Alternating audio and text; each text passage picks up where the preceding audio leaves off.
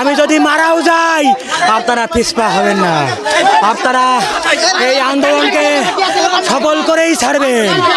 আমি আবারও বলতে চাই, আমি টিয়ার সেল খেয়েও ক্যান্স হয়নি। আপনারা যারা সুস্থ আছেন আপনারা পিছপা হবেন না। আবু সাইদ মারা গিয়েছে, মীর মারা গিয়েছে, রাফি মারা গিয়েছে, রাতুলকে আমার সামনে গুলি করা হয়েছে, আমি দেখেছি। তারা তো ভবিষ্যতে কিছু একটা হতো, কারো না কারো সন্তান।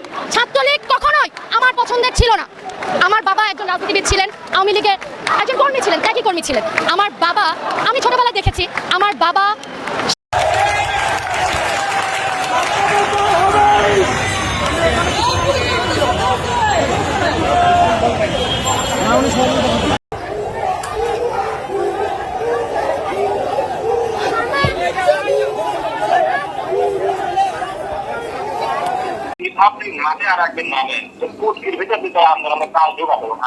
কাল সকালবেলা আসমো, কাল সকাল 10টায় নামবো। শোন,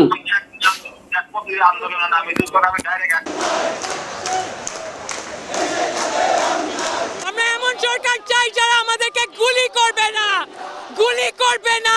এখনো কিন্তু আমরা আগস্ট মাসে যাইনি, আমরা জুলাই মাসে আছি। এই জুলাই হত্যাকাণ্ডের ফয়সালা করেই আমরা আগস্টে যাব। আপনারা প্রিয় দেশবাসী, এবং এই হামলাটা না কয়েকদিন ধরে হচ্ছে। আমি ওভাবে বলিনি, বিকজ তারা আসে, লাঠি নিয়ে আসে, রুমিন ফারহানা অকথ্য গালাগালি, নিচে নেমে আয়, এইটুকুই করে। আজকে যেটা হয়েছে 11:30 পৌনে 12টার সময় ওরা গেট এমন জোরে ঝাঁকিয়ে দিয়েছে যে আমার মনে হচ্ছে গেট ভেঙে ফেলবে। তারপর ওরা সবগুলো লাইট ভেঙে ফেলছে আমাদের গেটের। যেখানে এখন আমি কথা বলতে পারছি না, আমার কথা বলতে হলে আমার বিভিন্ন জায়গা থেকে SMS দিয়ে বলা হয় ডিলিট করে দেন ভিডিও, কেন যান, হ্যান ত্যান এই সেই। তাহলে বলেন আমার বাচ্চার ভবিষ্যৎ কি হবে? স্টুডেন্টদের উপর হামলা হয়েছে, যা করতেছে দেশের মানুষের সাথে, এটা তো আর মেনে নেওয়ার মতো না। এই জন্য আমরা সবাই রাস্তায় আসছি। ও পানি, পানি দিবে, পানি লাগবে। এই ভিডিও দেখে আমি তো সহ্য করতে পারি না। দুনিয়ার মানুষ দেখছে হেলিকপ্টার থেকে গুলি করা হয়েছে। পরাধীন ব্রিটিশ পুলিশ চালাইতো পাইয়ার নিচে গুলি। স্বাধীন দেশের পুলিশেরা উড়াই মাতার কুলি। হাই বাঙালি, তোমরা ন্যায়ের পক্ষে থাকবা। যেটা ন্যায় সেখানে যদি তোমরা শহীদ হয়ে যাও, তাহলে আমি বাপ হিসাবে গর্ব অনুভব করবো।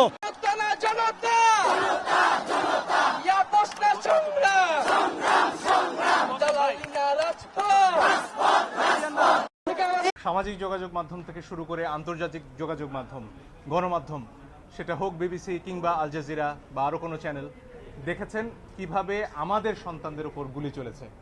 আল জাজিরার একটা ছবি, সেনাবাহিনীর সদস্যরা অটোমেটিক রাইফেল নিয়ে শুয়ে পড়লেন লাইন দিয়ে, তাদের 20 গজ দূরে নিরস্ত্র সাধারণ মানুষ। আমরা, আমার দেশের জনগণ।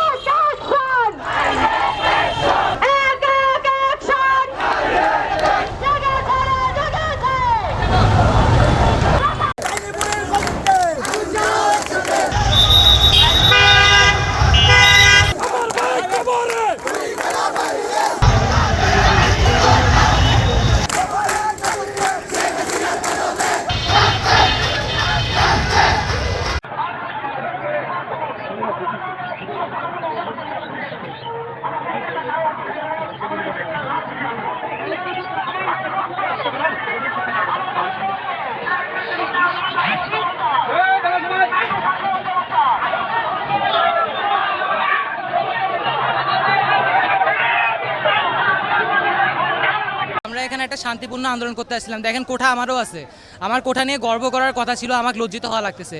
শান্তিপূর্ণ আন্দোলন করছি, পুলিশ এসে আমাদের গায়ে টিয়ার গ্যাস ছুটছে, আমাদের গায়ে গ্রেনেড ছুটছে। এখানে একটা ছেলে মূর্তি ছিল, ও বলতেছে নিজে গুলি কর, ও পড়ে গেছে, রক্ত বেরোচ্ছে মুখ দিয়ে। তুলতে আমি এসে আমার গায়ে পর্যন্ত গেট মারছি, একা দাঁড়াইছিলাম, পুলিশ নিজে। আর ছাত্রলীগগুলাকে কিছু করতেছে না। আমরা কেন হল ছাড়বো? আমরা স্বায়ত্তশাসিত প্রতিষ্ঠানের স্টুডেন্ট, সরকার এখানে নাক গলাইতেই পারে না। They have no right. একটা ছোট একটা বাচ্চা মেয়ে ছিল, হাই স্কুলের মেয়েটা, মোটার মাথা পেটে ওখানে পড়ে গেছে। পরে সেই মেয়েটাকে আমরা এখন পর্যন্ত কোনো খোঁজ পাই নাই। যখন আমরা ছিলাম তখন মেয়েদের উপরে সবার প্রথম অ্যাটাকটা করে।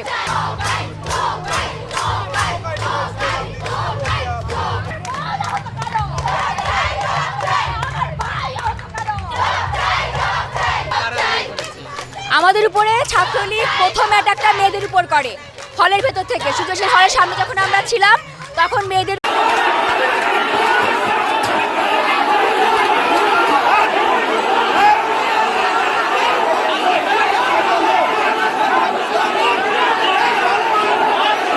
আমি ইতিহাসের শিক্ষক না, কিন্তু ইতিহাস জেনে বড় হয়েছি।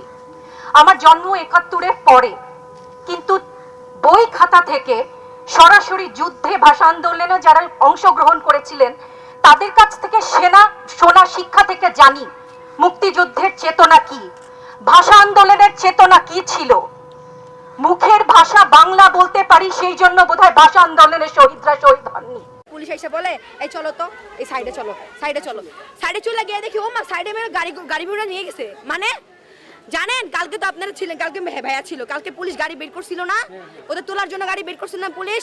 তারপর যখন দেখছে মিডিয়া ভরে গেছে, স্টুডেন্টের সংখ্যা বাড়তেছে, তখন পুলিশটা আস্তে করে যেদিকে যাওয়ার কথা ছিল সেদিকে না গিয়ে অন্যদিকে চলে গেছে। পুলিশের গাড়িতে এমনি এমনি আসেন স্টুডেন্ট নামানো ছাড়া গেছে। ভাই আপনাদের আন্দোলন না, আপনারা তো গণকর্মী, আপনারা তো এই দেশের গণকর্মী, রাইট?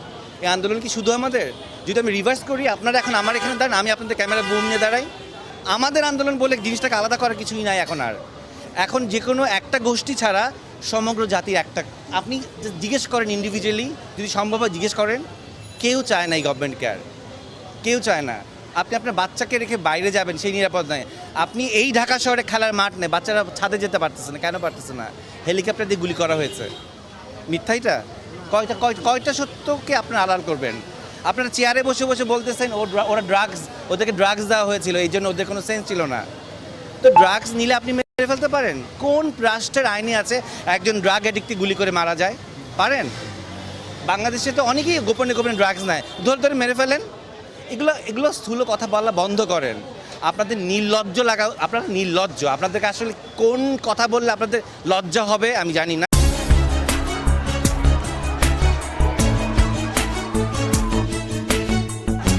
আজ বৈষম্য বিরোধী ছাত্র আন্দোলনের পূর্ব ঘোষিত বিক্ষোভ মিছিল কর্মসূচি ঘিরে উত্তপ্ত হয়ে ওঠে কুমিল্লা।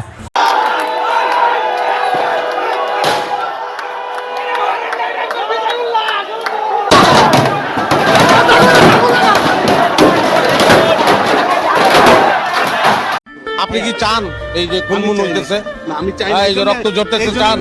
আপনি চান কি না? হ্যাঁ, আমিও চাই না। আমি চাই শান্তিতে থাকতে চাই।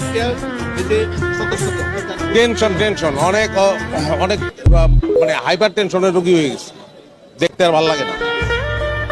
শান্তি চাই, সহজ কথা, রক্ত চাই না। আপনারা কি কাপুরুষের মতো কাফের মুশরিকদের গোলামি করে মরতে চান? বিড়ালের মতো 500 বছর বেঁচে থাকার কোনো লাভ নাই। সিংহের মতো 1 ঘন্টা বাঁচতে চাই।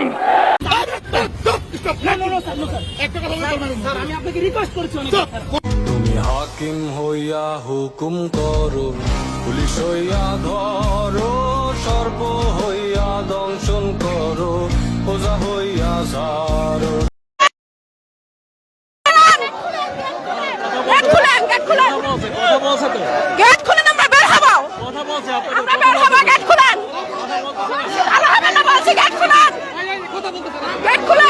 কথা শুনুন না, সিনিয়রের কথা শুনবেন না।